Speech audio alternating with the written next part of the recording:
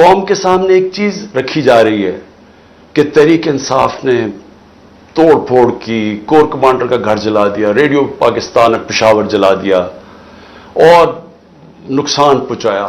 مسئلہ ہمارا سب سے بڑا کیا ہے کہ جو بھی تحریک انصاف کا کارکن یا سپورٹر یا اس کا کوئی عہدیدار، تقریباً سب کو پکڑ کے جیلوں میں ڈال دیا، اور اگر جو جیل میں نہیں ابھی تک ڈالے وہ سب انڈر گراؤنڈ چلے گئے ہوں، وہ گھروں سے باہر چلے گئے کیونکہ ان کے گھر پہ چھاپے پڑ رہے ہیں۔ ہمیں اتنا پتہ ہے کہ 25 ہمارے لوگوں کو شہید کیا گیا گولیاں مار کے، کتنے 100 لوگوں کو، اب تک کوئی فگر ہے 700 لوگ جس میں سے کئیوں کو گولیاں لگی ہوئی ہیں۔ اس کے اوپر کوئی بات ہی نہیں کر رہا، حکومت کی طرف سے کوئی بات ہی نہیں کر رہا کہ 25 لوگوں کو شہید کیا گیا ہے اور وہ سارے کسی کے ہاتھ میں ہتھیار نہیں تھا، تو گولیاں ماری گئی ہیں۔ کیا اس ملک میں کوئی جان کی اہمیت نہیں ہے؟ میں بار بار بتاتا ہوں کہ فرانس کے اندر وہ سیدھے سیدھے پولیس کے اوپر پیٹرول بم پھینکتے ہیں۔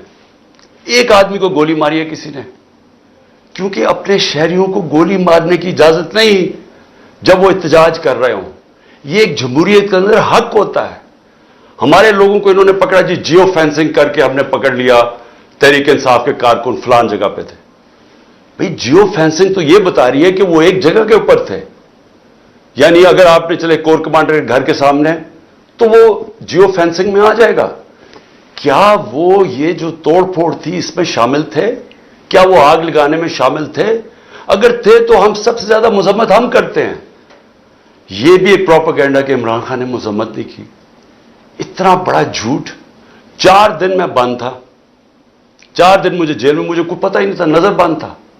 جب میں جیل سے نکلا اور سپریم کورٹ پہنچا تو چیف جسٹس کے سامنے میں نے کہا کہ میں ہر قسم کی وائلنس کے خلاف ہوں، میں اس کی مذمت کرتا ہوں۔ میں نے ان کو بتایا کہ 27 سال میری پالیٹکس ہے، مجھے گولیاں لگی، کبھی ہوا کہ میں نے اپنے لوگوں کا توڑ پھوڑ کرو کہ جا کے کسی کو، میں نے نام لیا اس آفیسر کا، انٹیلیجنس آفیسر کا، جو 3 میں سے ایک سسپیکٹ تھا جب مجھے گولیاں لگی۔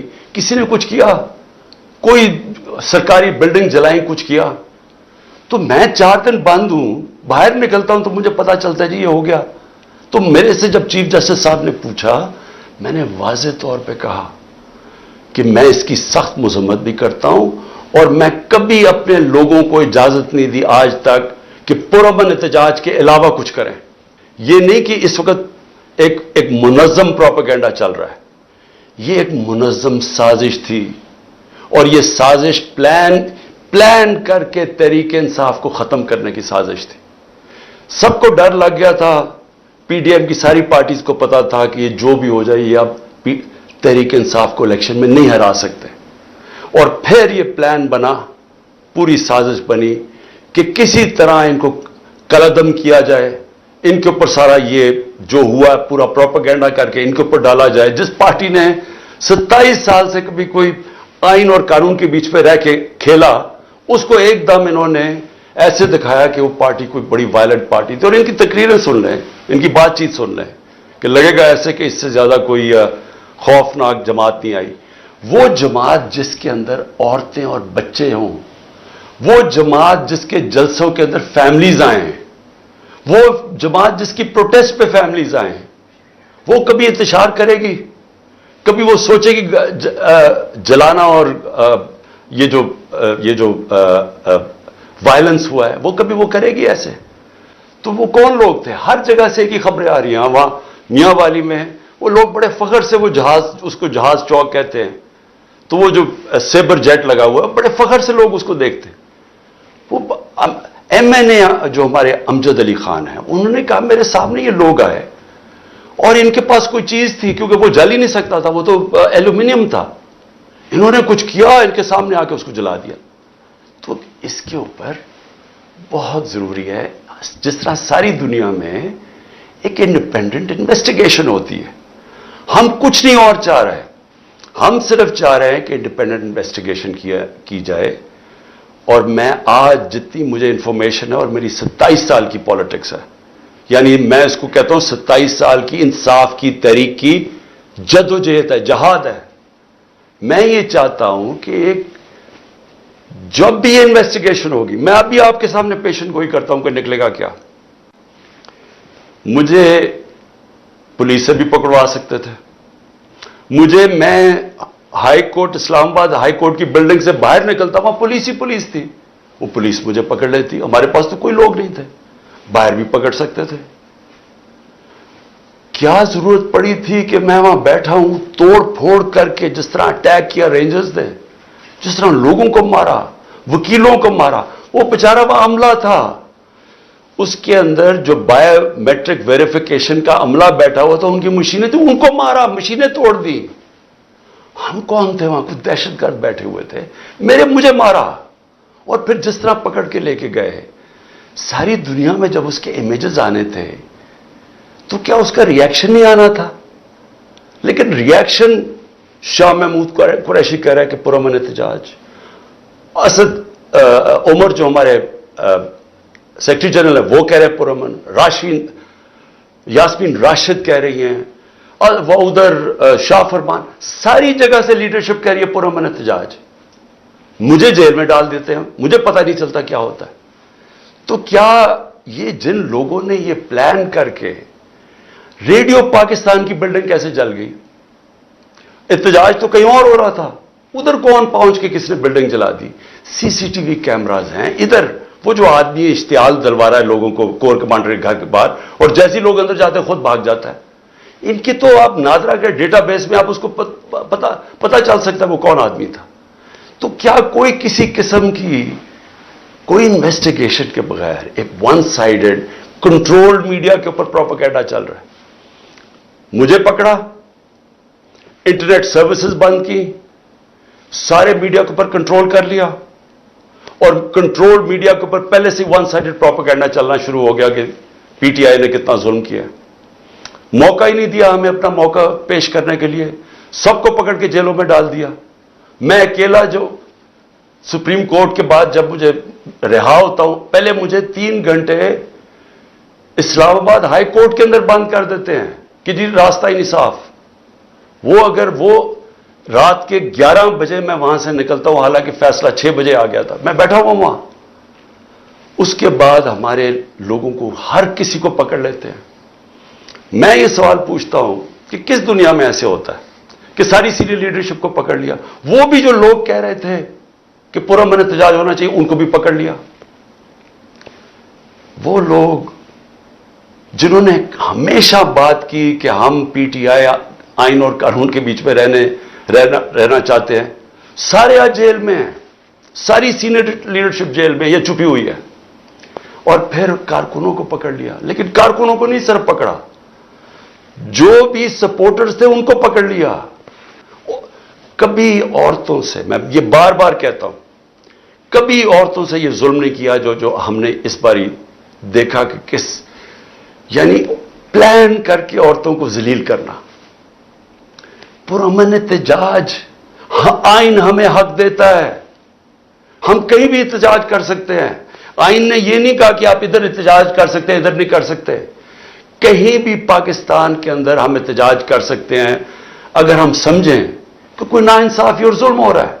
यह हमारा हक है, यह आइन हमें हक देता है। यह कह रहे हैं जी कि जो भी पीटीआई का वो आइन बचाओ मुल्क बचाओ पे खड़े हुए हैं, उनको भी पकड़ के जेलों में डाल दिया। वर्कर्स को क्या कह रही थी? जियो फेंसिंग हमने की, वो लोग वहां खड़े हुए थे। लोग अगर पुरअमन एहतजाज कर रहे हैं तो वो कौन सा कानून तोड़ रहे हैं? उस पर पकड़ के लोगों को अंदर डाल दिया। लोग निकलते हैं, जेल में से निकलते हैं, अदालत जाते हैं, बेल मिलती है, पुलिस खड़ी होती है, फिर जेलों में डाल देती है।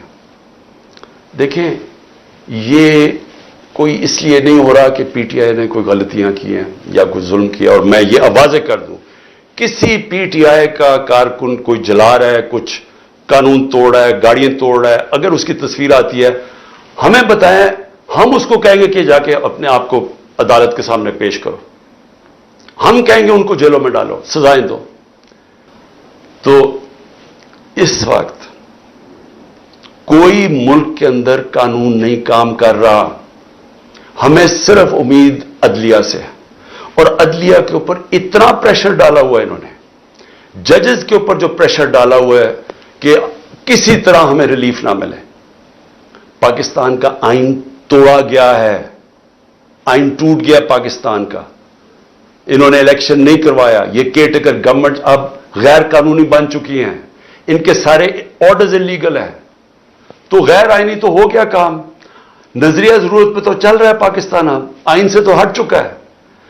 تو مجھے یہ بتا دیں کہ یہ ہمیں کہہ رہے تھے کہ جسٹس صاحب نے کہا کہ نیگوشیٹ کرو ان سے, ہم نے بات چیت شروع کی. وہ کہہ رہے جی جب الیکشن ہوں گے, سپٹمبر کے اندر الیکشن ہوں گے. تو ہم نے کہا کہ آپ نے سپٹمبر میں کروانا ہے, اکتوبر میں کروانا ہے, وہ آپ کا رائٹ ہے, فیڈرل گورنمنٹ میں آپ ہیں. لیکن ہمارا رائٹ تھا پروونسز میں, نہیں پروونسز میں بھی ہم نے کروانے. اب میں یہ پوچھنا چاہتا ہوں ان سے ہم نیگوشیٹ کیا کریں, کیونکہ یہ نیگوشیٹ کرنا ہی نہیں چاہتے, کیونکہ یہ چاہتے ہی نہیں تحریک انصاف کے خلاف الیکشن لڑا جائے. ان کو پتہ ہے الیکشنز میں انہوں نے ہار جانا ہے. سو یہ جو سارا سازش ہو رہی ہے, یہ ہو ہی ایک وجہ سے رہی ہے کہ تحریک انصاف الیکشن لڑنے کے قابل ہی نہ رہے, اور پھر یہ اپنی طرح جب یہ سمجھے کہ پی ٹی آئی اب بالکل دب چکی ہے تب یہ الیکشن کروا کے جیت جائے اور پھر واپس آ جائے. تو اسٹیبلشمنٹ سے بھی میں پوچھتا ہوں کہ اس سے ملک کو کیا فائدہ ہے. چلے میں مان گیا پی ڈی ایم آگی, وہ تو ابھی بھی بیٹھی ہوئی ہے, لیکن پاکستان کو اس کا کیا فائدہ ہے؟ کیا اکتوبر میں ہماری اکانومی بہتر ہو جائے گی, مہنگائی کم ہو جائے گی؟ میں سمجھنے کی کوشش کر رہا ہوں کہ کیا چینج آئے گا, کیونکہ پاکستان تو ایسے کر کے نیچے جا رہا ہے, سب کے سامنے پاکستان کے حالات ہیں. تو پاکستان کو اس کا کیا فائدہ ہے؟ آپ مجھے یہی بتا دیں کہ پاکستان کو اس کا اکتوبر میں الیکشن کا کیا فائدہ ہے. مجھے یہ بتا دیں کہ اچھا -1 کر دیں عمران خان کو, اس سے پاکستان کا یہ فائدہ ہے, وہ بھی مجھے بتا دیں, میں -1 ہونے کے لیے تیار ہوں. ملک تو نہ میرا تباہ ہو. لیکن یہ جو چیزیں ہیں یہ تو ہم وہ کہتے ہیں نا, ہم ادھر جا رہے ہیں beyond the point of no return, ادھر سے واپسی کوئی نہیں ہے. جب ایک ملک کا آئین ٹوٹ جاتا ہے, جب ملک کے سپریم کورٹ کے فیصلے نہیں مانے جاتے, جب ہائی کورٹ فیصلہ کرتا ہے کہ جی عمران ریاض کو یا پروڈیوس کرو اور اس کو نہیں دیا جاتا, اس کو سامنے عدالت کے نہیں لے کے آتے, جب 7,500 تحریک انصاف کے کارکنوں کو جیلوں میں ڈالا ہوا ہے, وہ زیادہ تر تو ابھی تک عدالتوں میں نہیں آئے, جب وہ آتے ہیں پکڑ کے پھر سے لے جاتے ہیں. کس قانون کے تحت؟ تو یہ قانون تو ختم ہو گیا پاکستان میں, یہ تو اب جنرل قانون ہے. تو ادارے بھی کرش کر دیے, سپریم کورٹ کے اوپر پریشر ڈال دیا, اس کے فیصلے نہیں مانتے. 14 مئی گزر گئی, الیکشن نہیں ہوا. اس کے بعد ہائی کورٹ کے فیصلے نہیں مانتے, نیچے سے فیصلے ہوتے ہیں, وہ کہتے ہیں پروڈیوس کرو, ہمیں نیچے سیشن کورٹس میں پروڈیوس نہیں کرتے, وہ فیصلہ کرتے ہیں, وہ پولیس ان کی سنتی نہیں ہے. گھروں پہ دعویٰ بولا جا رہا ہے, گھروں میں گھس کے گھر توڑے جا رہے ہیں. کس قانون کے تحت؟ لوگوں کے گھروں کے اندر گھستی ہے پولیس, سب گھر توڑ کے. اچھا اگر وہ جس کو لینے جائے اگر وہ نہیں ہے تو اس کے رشتہ داروں کو پکڑ لیتے ہیں, عورتوں کو پکڑ کے لے جاتے ہیں. یہ کس قانون کے تحت ہو رہا ہے اور یہ ہم کس طرف جا رہے ہیں؟ تو یہ ایک پارٹی کو ختم کرنے کے لیے ہم سارے اپنے ملک کو تباہ کر رہے ہیں. کیونکہ قانون, رول آف لا جب ایک ملک میں ختم ہوتا ہے وہ ملک تباہ ہو جاتا ہے. اس کو بنانا ریپبلک کہتے ہیں. امید ختم ہو گئی ہے لوگوں کو ملک سے. بیرون ملک پاکستانی کیوں شور مچا رہے ہیں؟ وہ دیکھ رہے ہیں ملک تباہی کی طرف جا رہا ہے. یہ پی ڈی ایم کے لوگوں کو کوئی فرق نہیں پڑ رہا, نہ زرداری کو کوئی فرق پڑ رہا ہے, نہ نواز شریف کو کوئی فرق پڑ رہا ہے. لیکن جنہوں نے جینا مرنا اس ملک میں ہے وہ تو سامنے تباہی دیکھ رہے ہیں. مجھے کہے جی کہ عمران صاحب آپ کو اگر ملک سے باہر جانے کی کہا جائے تو آپ چلے جائیں گے. میں کیوں باہر جاؤں گا؟ میری کون سی باہر پراپرٹی رہے؟ میں تو سب کچھ بیچ کے اپنے ملک میں لے آیا ہوں. یہ میرا تو گھر ہے, یہ میرا, میں کیوں کہیں باہر جاؤں گا؟ میں ان دونوں کی طرح جب مشکل آتی ہے تو دم دبا کے باہر بھاگ جاتے ہیں, کیونکہ پیسہ ہے, اربوں ڈالرز انہوں نے باہر رکھا ہوا ہے. تو میں نے تو یہی رہنا ہے, اور جنہوں نے یہی رہنا ہے, میں آج آپ سب کو اپیل کر رہا ہوں کہ ملک تباہی کی طرف جا رہا ہے. قانون جس ملک کا ختم ہوتا ہے, انصاف کا سسٹم ختم ہوتا ہے, جس ملک میں جنگل کا قانون آ جاتا ہے جو آ گیا ہے, جس ملک کے اندر آئین ختم ہو جاتا ہے, جس ملک کے اندر کمزور کے لیے کوئی سننے والا نہیں ہوتا اور طاقتور جو مرضی طے کر لیتا ہے، وہ ملک تباہ ہو جاتے ہیں۔ حضرت علی کا قول ہے کفر کا نظام چل جائے گا، لیکن ظلم اور ناانصافی کا نظام نہیں چل سکتا۔ یہ نہیں چلنے لگا، یہ کوئی نہیں سنبھال سکے گا۔ تو ابھی بھی ایک ہی راستہ ہے۔